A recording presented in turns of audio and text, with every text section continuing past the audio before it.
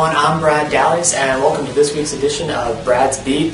This week I'm going to be talking about Philadelphia Phillies second baseman Freddie Galvis and how he was suspended today on Tuesday, June 19th by Major League Baseball for 50 games for violating Major League Baseball's substance abuse policy as he tested positive for a performance-enhancing drug. This comes at, for frankly, is a terrible time for this Phillies ball club as they're really reeling as a team. 31-37 overall on the season. They trailed the division leaders, Washington Nationals, by 9 games in the National League East. Galvis, a rookie this year for the Phillies, really did a solid job at second base for filling in for injured Phillies second baseman Chase Utley. He really provided a good defensive glove at the position, really came up big with a lot of stops in the field for this team. And in a year where the Phillies as a club, as a whole, as a team, really has struggled defensively as a collective unit, he's kind of been one of the bright shining spots for this team. And that he's going to be sorely missed, his glove over at second base, as he's out now on about the middle of August, as he will serve a 50-game suspension for testing positive for a substance abuse policy and a banned substance in Major League Baseball's rule book. So this is a Phillies team that Galvis just adds to the list of a bunch of missing players for this club this year, a bunch of injured players, a bunch of players who've been out for one reason or another. They continue to be without top ace Roy Halladay in their starting rotation. Chase Utley and Ryan Howard both have not even taken the field yet this year for the Phillies club, and they've just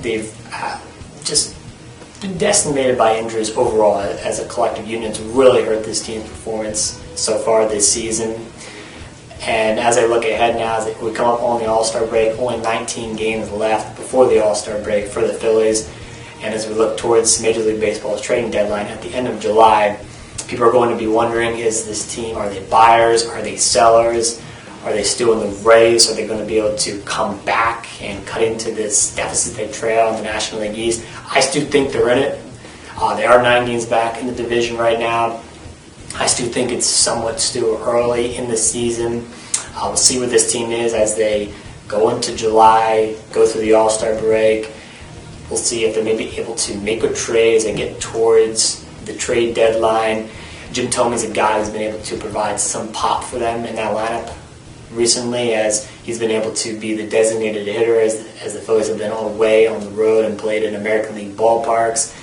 That's really the stage that he's at in his career now, as he's been dealing with his ailing back, and it's really kept him from playing in the field and fielding first base for this team, as he's really come off the bench as a pitch hitter so far this season for the Phillies. Kind of struggled in the role, but he's picked it up now as he's been able to be in the DH role, and his offensive numbers have picked up for this team. He's provided a spark for this team, which is what the Phillies have been looking for all season. They're looking for a spark, someone to really ignite the team on offense. He's been able to do that. Unfortunately, interleague play is just about ready to come to an end, and the Phillies will have any more games left at American League ballparks.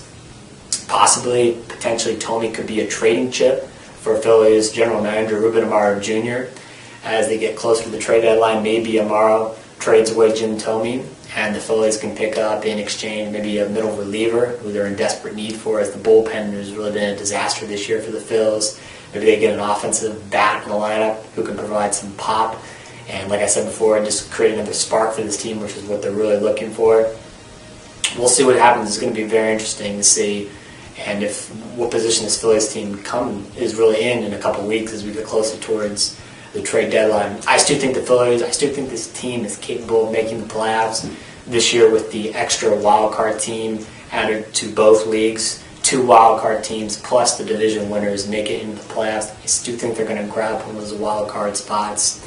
And we'll see how the Washington Nationals continue to perform as we look towards the second half of baseball. Will they continue to play at a high level and a high clip as they've been during this first half, or will they come down more back towards earth? And will they really come back towards the pack more so in the second half? We'll see how that all plays out. I still like the Phillies to make the playoffs. If they can just continue to somewhat stay around, they're not at 500 yet, but if they can get closer to the 500 mark, kind of hover around that area, I think they can continue to just stay above water, and I think they could really, if they just wait for Ryan Howard and Chase Utley, guys like them to come back.